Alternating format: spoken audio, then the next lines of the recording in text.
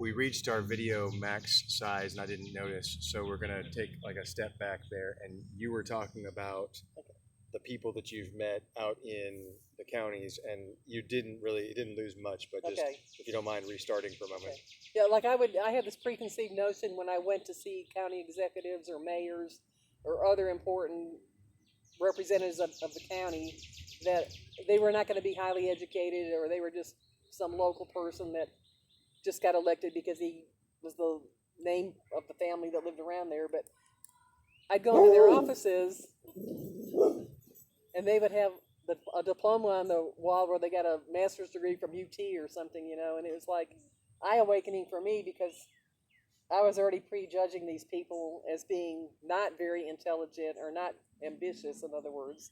And they really were very educated, and they were really trying to help their county or the rural area which they lived in. And so I guess that's one way to made me try not to judge people before I knew what was going on. You reminded me of something you and I went along with John and Ann to the Alvin York State Park up there in Pall Mall. What county is that? Fentress County, Okay, same so as Jamestown. In Fentress County, which is right there, very close to the border of Kentucky, and it's very, very rural. And was it the 100-year anniversary of what was it like the 100-year anniversary of the end of World War One? I think so. 1918, 2018. So this was in 2019. We went 18. 18. 1918 when the war ended. Okay, we went in 2018. Man, that was that long ago? Yeah. Time flies. Yeah. Okay, so 2.5 years ago, we went to this thing that feels like it was yesterday. Yeah.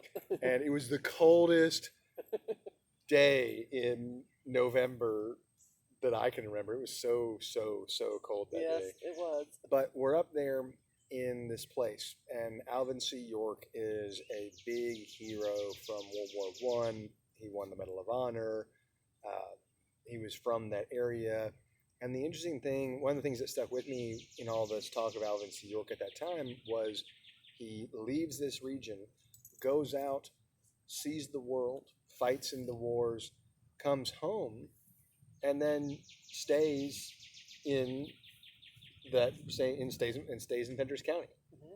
And he had international fame and probably the potential for fortune. I don't know that he actually was rich or not. I don't know anything about it. I think they offered him like movie roles and things like that, and he turned them down. It's one of those things where a person like that, there are opportunities for a person like that to make money. Whether he did or not, he had the opportunity.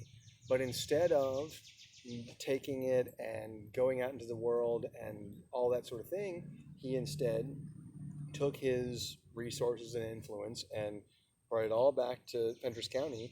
And I know he started a school. Yeah, York Institute. And did some other stuff. And like his whole thing was, this is my home, and I want what's best for my home. And that's what it reminded me of when you were talking about these people up here who are from that region, have gone off to UT, to Knoxville, or gone to another university somewhere away from their home to learn and to grow. But then they've come back and brought that knowledge with them and that work ethic with them, and are quite competent and quite capable, but don't want to be in the city or don't want to be anywhere but their home. Yeah, they don't want the big salaries and the things like that might go with living in a big city. They want to help the community they were from and make it grow and prosper and help educate the children that are coming on next to them. Well, and I'd said that your admiration of these people is certainly, your values are showing through, right? You spoke earlier about the giving back that your father did. And so, what I'm seeing as I'm I don't know that I said this at the beginning, but one of my goals is to draw out your values through this conversation and get an idea. So I'm trying to create a definition of what you think excellence is by figuring out what your values are, by seeing how you answer these questions, right? And so you're telling me that you admire these people like these mayors or like Alvin York, even though I brought him up. That's the model of what I'm describing, of these people who go out into the world, they're capable, they're hardworking, they're intelligent, but they care more about giving to their community than they do about personal wealth, if that means that personal wealth takes them away from their community. Exactly. Yeah.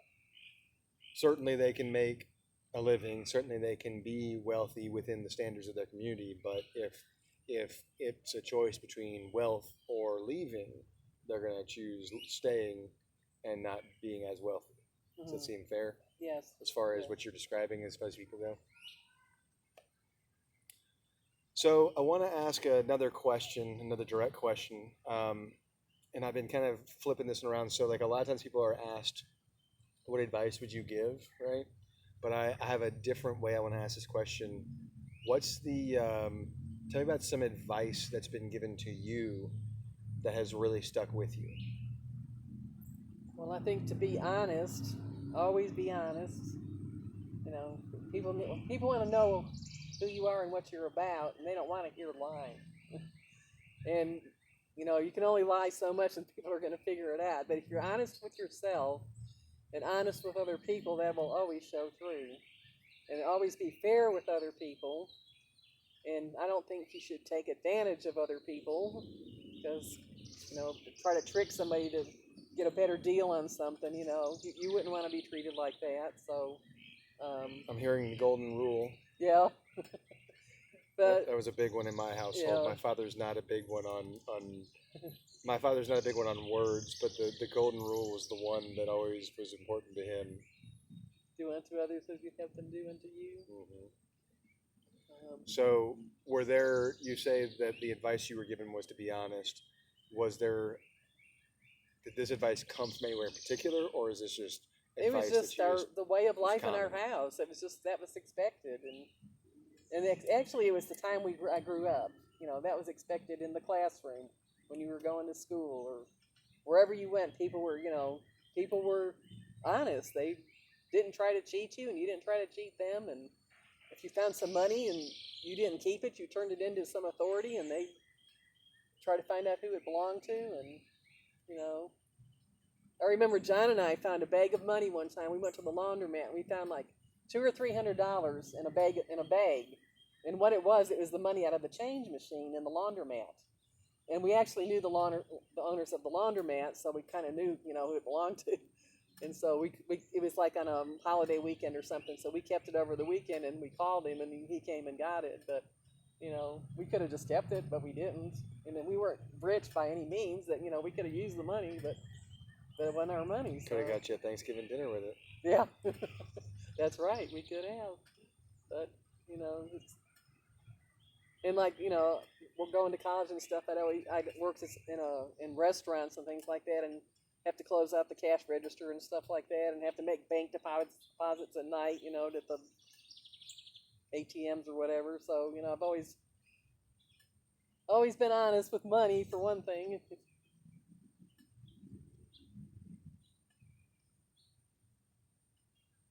And I guess another thing, I've never, you know, like craved outrageous things, you know, like I've always thought about other people that don't have enough to eat or a warm place to stay or whatever. So, you know, in other words, I'm satisfied with what I have, and I don't try to get things that I really don't need. You know. Well, it sounds like you've I'd rather have a good dog. good dog. We got 3 of them right here, but you can't see them. One of them's right there, and one of them's right here, and one of them's right there. I think John's hollering for us, but I think he can come and get us if he needs us. Do you have a watch on you? You don't? No, I don't. I don't know what time it is. Well, let's talk a little bit more if you don't mind, and we'll wrap up soon since we do have to go eat. But I want to be a bit more personal for a moment and ask, so tell me about like some of the things that you're most proud of in your life. So we've talked a lot about other people around you, but I want to know more about like your achievements and your proud moments. Well, not counting having children. You can talk about having children. Yeah, no, that's acceptable. Well, I think I don't have a perfect marriage, but we've been married for 46 years. I think that's a good accomplishment. Been married for longer years than I've been alive, so Yeah, you're whipping my and I ass have at that game. two children that I tried to raise as best that I could, but I'm only human, and all parents are only human, and up to a point, kids has to make their own decisions on what they're going to do also. So, but I tried to raise them well. I guess I'm proud of my education because my dad didn't finish high school. My mom did finish high school. I was the first person in my family, first child in my family to actually finish high school, except for my mother. So none of his brothers and sisters finished high school either. Um, on the Patrick side, of course my uncle was an electrical engineer, so he did go to college, and that was my mother's side.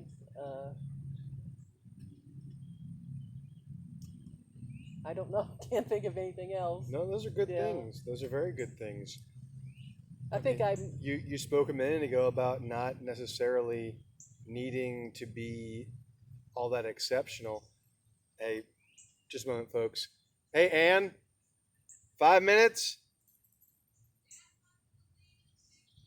Okay, we'll be ready. I guarantee you we'll be ready before he is anyway. So John, my father-in-law, wants to be ready in 15 minutes. Okay. But the two of us are going to be ready before him anyway. John's notoriously not that timely. Good guy, though. Don't misunderstand. Well, I don't know. Yeah, Ask me 45 years ago. Don't ask me That's now. between the two of you, not me. Yeah, he's a good guy. He really is. So, I mean, what you were speaking a moment ago about what I wrote down as modest lifestyle, right? You were kind of talking about modest lifestyle being a value. And so, given your perspective that a modest lifestyle is good, it does not surprise me that you say, I'm proud of my marriage, I'm proud of my children, I'm proud of my education, because those are foundational tenets of a standard American modest but good lifestyle. So, I think that's a good thing. And there's a reason that those are foundational tenets of America, because they're good things. I guess there's nothing on face value that's extraordinary about those things, except that those things themselves are, in fact, extraordinary. And I don't know, does that make sense? I may be like digging the metaphor a little bit too much, but No, it does make sense because it takes work for all of that. It's not a given. Just because you get married doesn't mean you're going to have a good marriage. right. Which I think you and Ann have a wonderful marriage, and Well, I think you have. We do pretty all right. Yeah, I mean, the way you communicate with each other is outstanding, I think. So I hope you keep it up, and I can tell you love each other. But again, even raising children is no easy task. Even just being around children, like being a teacher, is no easy task. Because again, you have to have discipline, but you can't crush somebody. You have to be able to discipline with control, in other words, and know each person's limits or each child's limits, because some children, like maybe a special ed type person, can only do so much, and you have to realize that, and just help them to do whatever they're capable of, not try to reach some unrealistic goal that's on a piece of paper that says they can do this when they really can't. Sure. So that would be a very unfair standard to set them to if they're not capable of it. Or let me put this in terms that are really common for me. Maybe they are capable of it, they just aren't capable of it in the same time frame that they're expected to make it, right? So I think that's a major error that we as humans make when setting goals for ourselves or when setting standards for others, is expecting things to happen at a different rate than they are going to happen, and then getting mad about it when they don't happen as fast as we want, right? And again, you still don't realize what's happening in the background, like maybe their mother's a drug addict, or they don't have a father. You don't know all the details of things that are happening around them. Yeah. So they might be having a very bad year because of maybe they got some disease or some medical problem that they're trying to get under control, like maybe they got diabetes or something, you know what I'm saying, and they're having to handle that, and they can't focus on, I'm not talking about education right now in school, and they really can't focus on what their objectives in school are at that moment. So you have to realize the whole environment that's going on and not judge them on just some unrealistic goal. Well, and it's not about you either, right? That's the thing too, that you as a a person in authority has to recognize is like you can't be disciplining them to gratify your own self. You can't be disciplining them so that you as the educator can be the best teacher, Yeah. right? It's not fair to them if you're trying to hold them to a standard for your own accolades, right? Or as a parent, I've got a friend who's got a 14-year-old son, and I've known him for 22 years, my friend Andrew, and so I've known his kids since the kid was born, and we had some conversations early in his son's life where, as Andrew was trying to figure out how to be a father with his first child, um, one of the things that he and I had some conversations that I thought were really, really good, meaningful conversations that stuck with me were he cannot punish the child to satisfy his own hurt. So as a parent, when the child misbehaves, it hurts you as the parent, right? You take it personally.